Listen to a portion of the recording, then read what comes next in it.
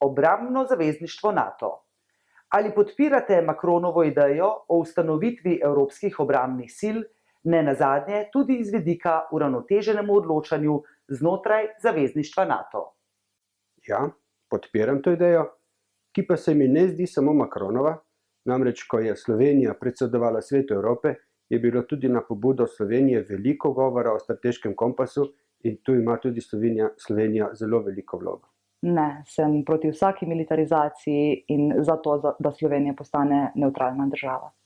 Ne, ker se bojim, da gre tu za vojsko v vojski. Ja, čeprav sem sicer mirovnik in bi rad videl, da vojaštva sploh ne bi potrebovali, je pa skupna evropska vojaško-varnostna politika eden od prvih korakov, da se malo osamosvojimo od Združenih držav Amerike, njihovih ekonomskih in vojaških interesov. Če mislite na svojo izjavo, ki je dal leta 2020 na varnostni konferenci v Münchnu, potem podpiram njegove ideje. Se pravi, da je Evropska unija močnejša, tako varnostno kot tudi zunanje. Da, v stranki Vesna podpiramo idejo o oblikovanju skupnih evropskih sil, ki bi nadaljevale svoje poslanstvo znotraj zavezništva v NATO. Da, ampak kljub temu imam pa pomisleke, ali Slovenija to je zmožna financirati.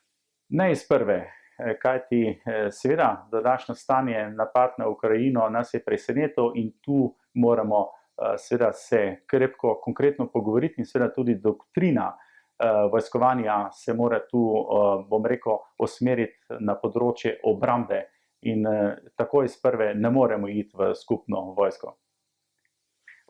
Da, Evropa mora na svoji obrambi narediti maksimalno, vendar mora narediti tudi vse, da ohrani mir. Podpiram ustanovitev evropskih obrambnih sil, nisem pa točno seznanjen z tem predlogom. Dolgoročno sem pa še za bolj tesno povezovanje Evropske unije.